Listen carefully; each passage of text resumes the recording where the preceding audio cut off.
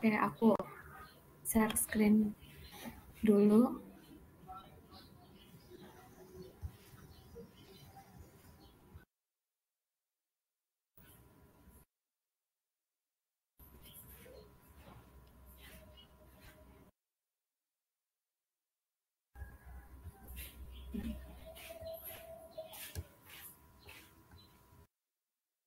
Oke. Apakah sudah terlihat teman-teman materinya?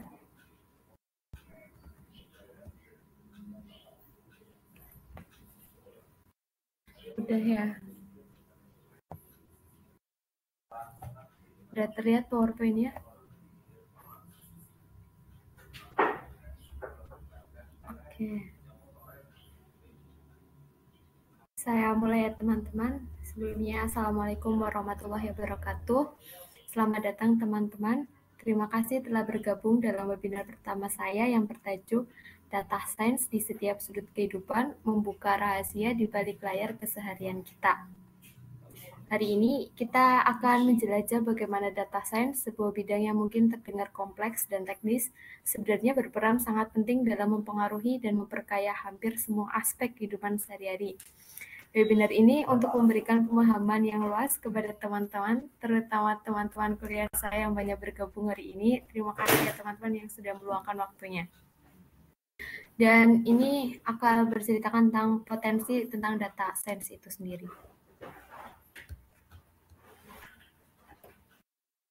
Di tujuan webinar ini yang pertama akan mengungkap bagaimana data science mempengaruhi kehidupan sehari-hari.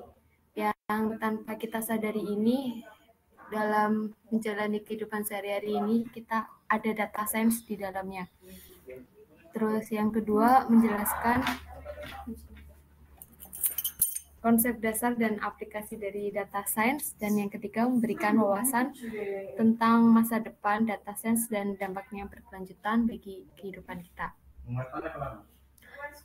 Kemudian ini ada pengantar data science. Pengertian data science itu sendiri, data science adalah bidang yang memadukan statistik, matematika, dan ilmu komputer untuk mengumpulkan, menganalisis, dan menafsirkan data besar guna membuat keputusan dan prediksi.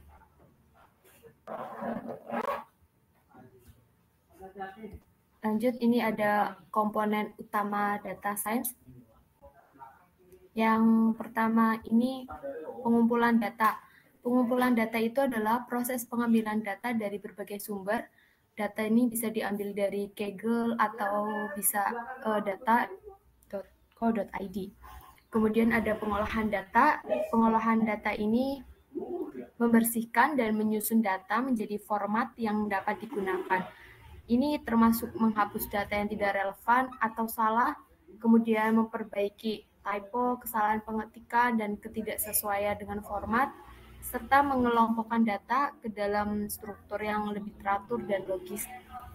Tujuan dari pengolahan data ini itu untuk memastikan bahwa data siap untuk dianalisis dan dipresentasikan dengan jelas. Kemudian yang ketiga ini ada analisis data.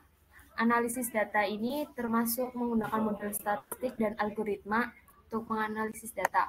Algoritma untuk menganalisis data ini ada berbagai macam jenis ya teman-teman, mulai dari yang supervised, unsupervised learning. Tapi di sini saya tidak akan menjelaskan lebih rinci tentang algoritma tersebut. Saya akan memberikan pengaruh gambaran dasar tentang data science itu sendiri. Jadi saya tidak akan memberikan pengertian tentang algoritmanya itu, mungkin di lain waktu ya teman-teman.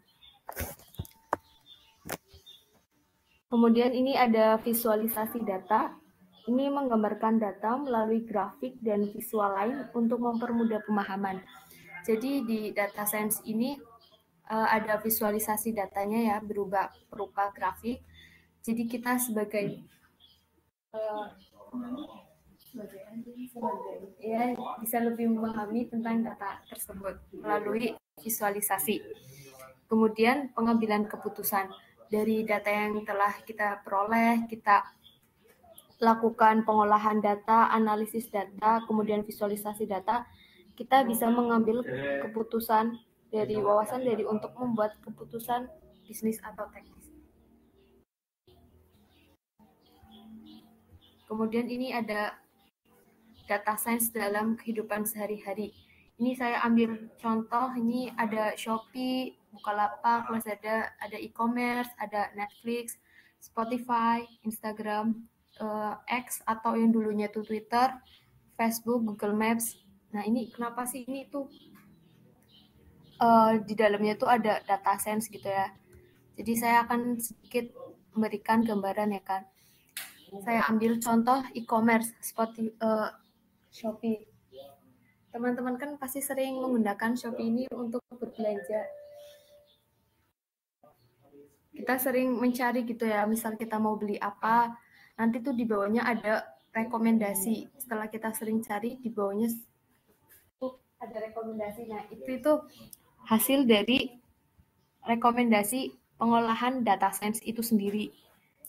Jadi data science itu memungkinkan perusahaan untuk menganalisis preferensi dan perilaku pengguna untuk menawarkan rekomendasi yang disesuaikan dari Shopee. Kemudian ada rekomendasi-rekomendasi lagi dari Netflix gitu kan. Pasti di tampilannya ada rekomendasi untuk Anda. Nah, itu adalah contoh dari penerapan data science tersebut, merekomendasikan gitu. Kemudian di Spotify juga pasti ada. Nah, algoritma ini mempelajari apa yang kita suka dan mengusulkan pilihan yang sesuai dengan selera kita. Kemudian ada media sosial gitu ya. Ada Facebook, Instagram, Twitter. Nah, menggunakan data science untuk mengoptimalkan pengalaman pengguna dan menyaring berita yang sesuai dengan kita. Ada logo yang search gitu di Instagram itu kan sesuai apa yang kita sering lihat, apa yang sering kita tonton, apa yang sering kita like. Dan itu muncul gitu ya. Itu adalah salah satu dari penggunaan data science gitu. Dan sebenarnya ada berbagai contoh pengaplikasian dari data science itu sendiri ya, dari berbagai industri, ada dari kesehatan, keuangan, retail, dan transportasi. Saya akan memberikan sedikit gambaran contoh pengaplikasian data science di bidang kesehatan itu ada untuk memprediksikan wabah, penelitian obat, dan manajemen pasien. Untuk dari bidang keuangan ini ada untuk algoritma trading gitu, dan transportasi ada rute optimalisasi, prediksi permintaan, dan manajemen armada.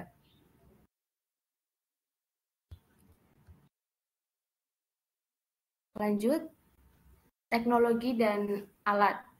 Di dalam data science ini kita tidak mungkin ya mengolah data itu tanpa teknologi, tanpa alat. Nah, biasanya di sini data science ini menggunakan perangkat lunak dan platform. Contohnya ini yang pertama Python dan R. Python dan R ini adalah dua bahasa pemrograman yang paling populer dalam data science. Python terkenal dengan sintaks yang mudah dipahami dan ekosistem perpustakaan yang kuat seperti NumPy, Pandas, Sklearn, dan Matplotlib yang memudahkan analisis data dan pemodelan statistik. R di sisi lain sangat kuat untuk analisis statistik dan visualisasi data dengan paket seperti ggplot2, dplyr, dan Shiny. Cara penggunaan bahasa pemrograman Python ini sangat gampang ya teman-teman. Kita pasti sering menggunakan untuk terutama di teman-teman perkuliahan saya menggunakan bahasa Python untuk mata kuliah computer vision. Ini juga bukan computer vision ya, pengolahan citra digital itu pakai bahasa pemrograman Python. Penggunaan Python juga gampang, bisa menggunakan Google Colab. Itu bisa. Kemudian yang kedua ini ada SQL. SQL ini adalah bahasa standar untuk memanipulasi dan mengambil data dari database relasional. Kemampuan untuk menulis dan memahami query SQL adalah esensial untuk data science untuk mengakses dan menganalisis data dengan cepat dan efektif. Tuh. Kemudian ada TensorFlow dan PyTorch. Ini sedikit gambaran aja ya teman-teman. Ini adalah dua framework yang populer untuk pembelajaran mendalam, deep learning. Keduanya menyediakan tools yang komprehensif untuk membangun dan melatih model neural network yang kompleks yang bisa digunakan untuk segala hal mulai dari pengenalan gambar hingga pemrosesan bahasa alami. Kemudian ada platform cloud seperti AWS, Google Cloud, dan Microsoft Azure. Ini menawarkan berbagai layanan yang memungkinkan data scientist untuk menyimpan, memproses, dan menganalisis data skala besar. Layanan ini mencakup komputasi cloud, penyimpanan objek, dan alat machine learning, serta mengelola infrastruktur sehingga ilmuwan data bisa fokus pada analisis daripada manajemen sistem. Kemudian ada pengolahan data. Pengolahan data ini untuk mengolah data ya teman-teman. Kemudian ada visualisasi data yang tadi di slide sebelumnya ini.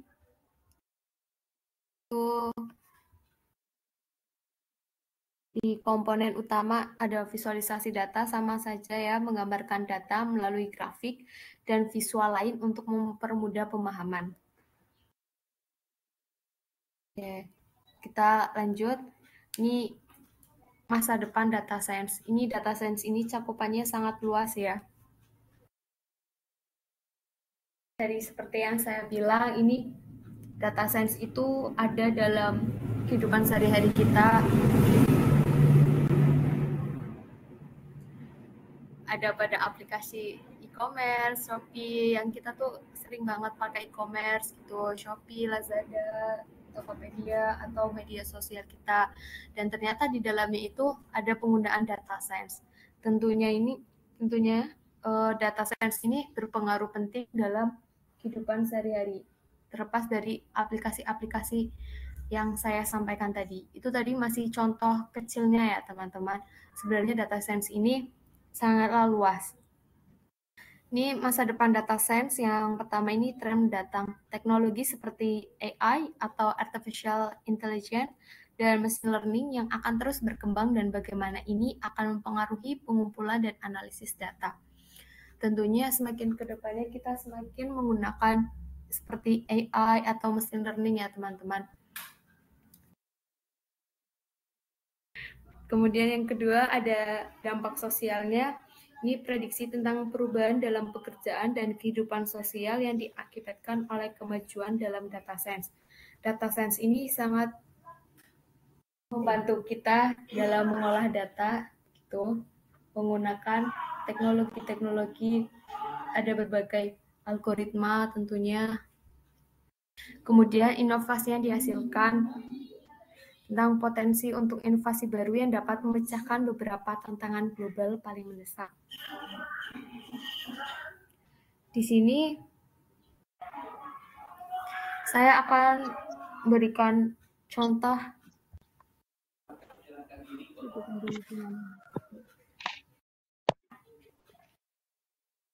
sedikit ya teman-teman tentang portofolio saya. Tapi ini maaf, aku stop dulu recordingnya ya.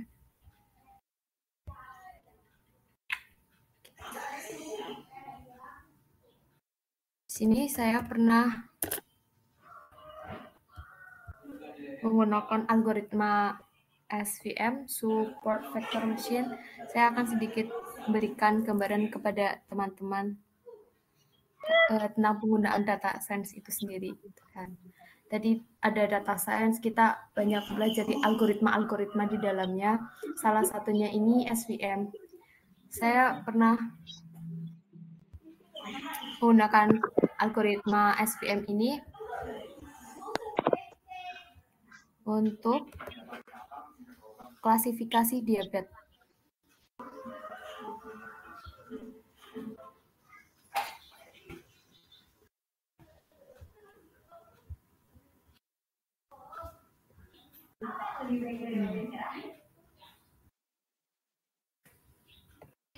Sudah terlihat ya teman-teman, ini saya memakai Google Colab Untuk SVM ini saya memakai data diabetes. Saya ambil datanya dari Kaggle. Di sini yang pertama itu saya upload dulu filesnya di sini. Ini sudah hilang karena ini udah lumayan lama gitu kan ya. Ini saya sedikit menjelaskan saja ya. Ini contoh penerapan data science dalam bidang kesehatan, yaitu untuk mengklasifikasikan diabetes. Ini seperti biasa, yang pertama ada import pandas, NumPy, Matplotlib, dan Seaborn. Ini adalah library dari Python. Sini ada df sama dengan pdread Excel. Ini untuk membaca file datanya, yaitu berbentuk Excel. Di sini sudah hilang. Nih, sebenarnya di sini diupload ya. Kemudian ini dfhead, ini untuk menampilkan data. Ini setelah ditampilkan, ini ada pregnancy, glucose, blood pressure, skin thickness, insulin, MI, diabetes prediction, age, and outcome. Kemudian ini graph shape, ini artinya jumlah baris dan kolom. Ada 768 baris dan 9 kolom. Kemudian ini df columns, ini untuk menampilkan apa saja kolom yang ada pada data diabetes tersebut. Ini setelah ditampilkan, ini ada pregnancy, glucose, ini dan lain sebagainya. Ini df describe, itu untuk menampilkan semuanya. Ini ada count, jumlahnya, min, seperti itu. Kemudian ini untuk visualisasi data sesuai dengan PPT yang tadi yang sudah saya sampaikan, bahwa visualisasi data ini dibutuhkan untuk agar kita lebih memahami apa data yang telah kita olah begitu. Di sini, kemudian saya di sini sedikit ini outcome, ini hasilnya. Yang 0 itu berarti tidak diabetes dan 1 ini diabetes. Terlihat di sini lebih banyak yang tidak diabetes, sekitar 500, dan yang diabetes ini hampir 300 gitu. Itu tadi algoritma support vector machine. Nah, ini di bawahnya sebenarnya saya mencoba menggunakan algoritma yang lainnya, menggunakan k-means. Itu ini hasil dari visualisasi datanya. Terlihat ya teman-teman.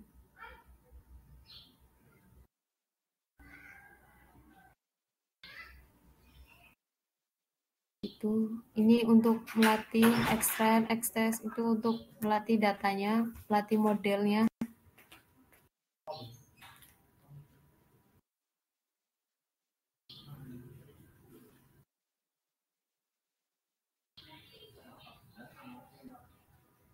Oke.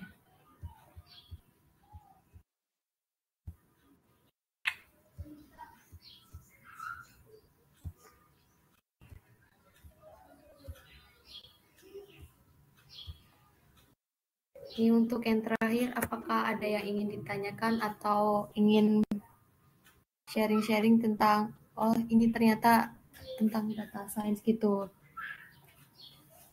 Boleh teman-teman bisa open mic atau open cam, atau bisa ditulis di public chat. Ya, untuk materinya nanti bisa saya share ya. Saya nanti share. Ya, Sadam boleh.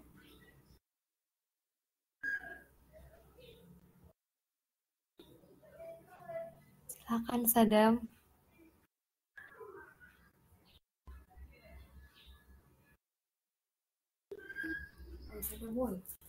Halo Kak Ame. Halo Kak Rudi. Saya izin bertanya. Iya, silahkan. Kira-kira misalnya kita ingin menjadi seorang data scientist, jenjang ya, sebentar Kak Rudi, saya izin ini. Bentar ya. Ini sudah terrecord. Dilanjut ke Rudi, monggo.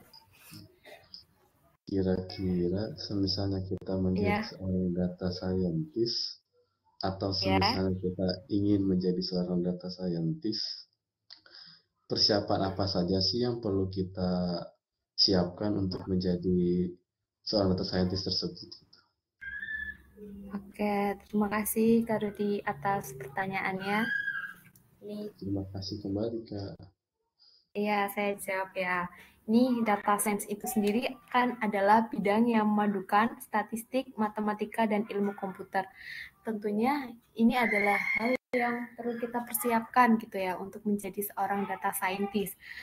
Kita harus bisa ilmu tentang statistik, matematika, dan ilmu komputer itu sendiri. Statistik itu sendiri kan biasanya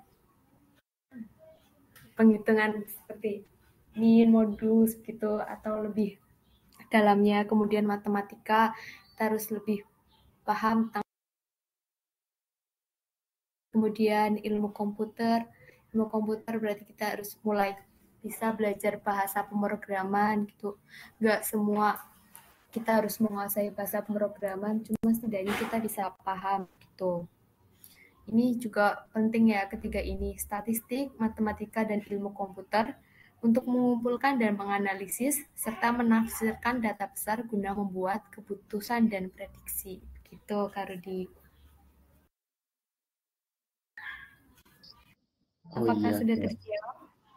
Apakah ada tips and trik untuk belajar hal-hal mengenai apa skill yang disiapkan untuk menjadi seorang data scientist?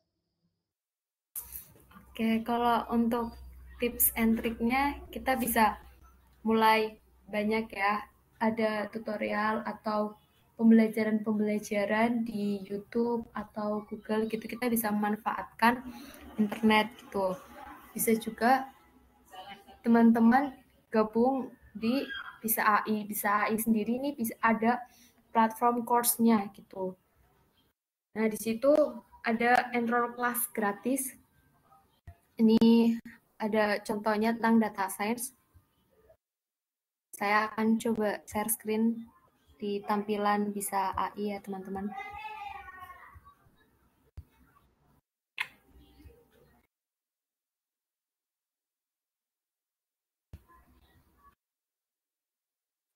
Nah, di sini tampilan bisa AI. Di sini kita bisa mulai sedikit-sedikit belajar tentang data science itu sendiri. Di sini ada banyak course. Kita bisa cari course akademi kelas gratis.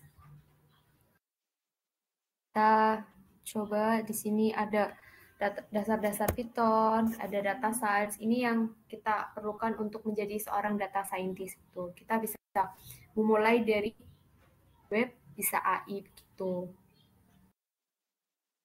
Kemudian untuk selanjutnya tetap belajar aja sih gitu, Kak Rudi. Oh iya, terima kasih Kakak. Ya, sama-sama. Dari teman-teman yang lain, apakah ada yang ingin ditanyakan?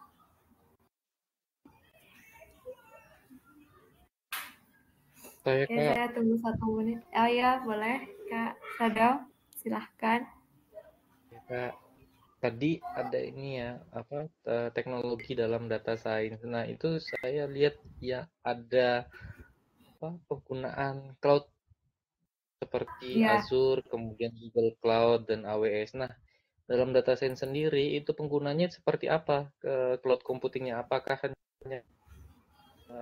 hanya media penyimpanan untuk diambil datanya kemudian atau seperti apa tadi itu notebook apa collab ya, collab kan juga bagian dari cloud. Nah, apa sih selain itu apa sih Kak gunanya cloud di dalam data science? Kasih Kak. Ya, sama-sama. Ini untuk platform cloud tadi itu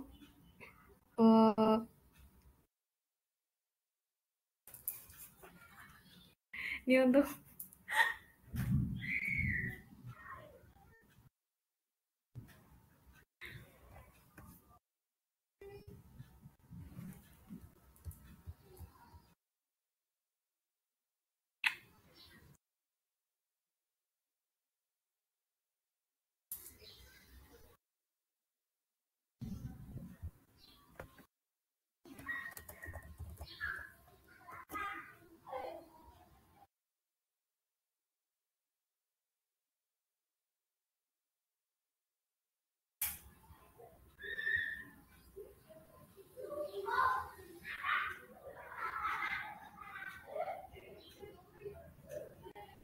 Ini saya coba jawab sebisanya ya Kak.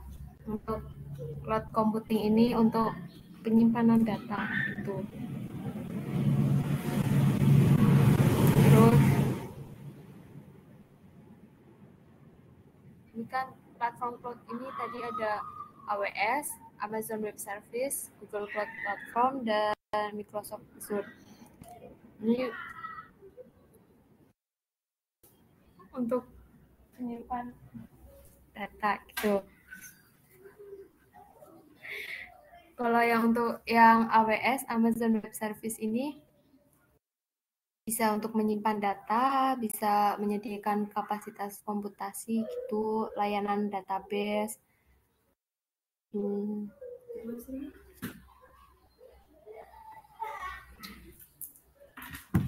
Atau mungkin dari kakaknya ada yang mau ditambahkan?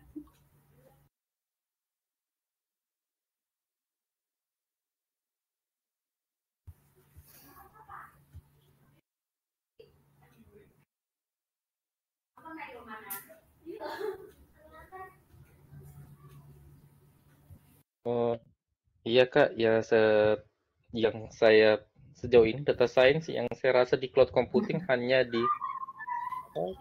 notebooknya saja gitu dari platform Google di Google Colab. Nah, saya itu belum tahu di mana data science di dalam Azure dan AWS. Kalau di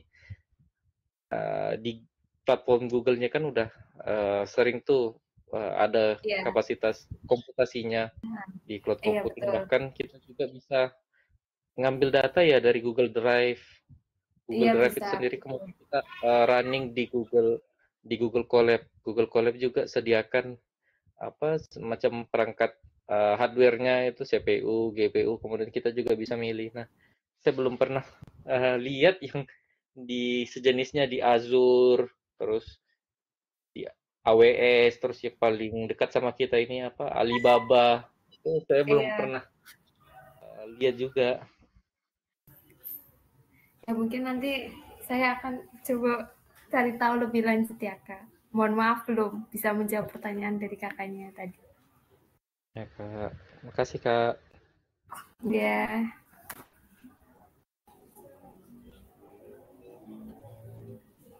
Oke, terima kasih ya Kak sudah menambahkan dan mengoreksi.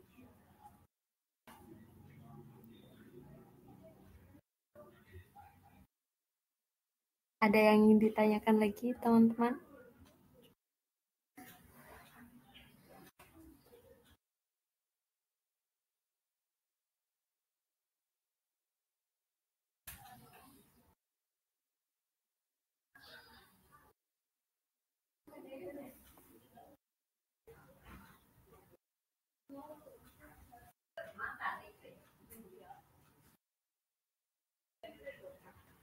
Sepertinya cukup ya teman-teman.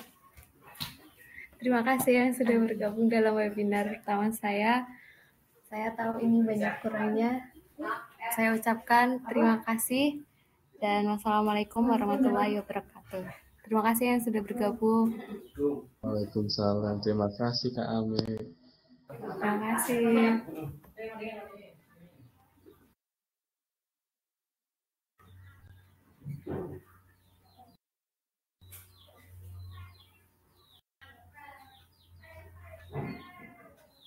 Oh.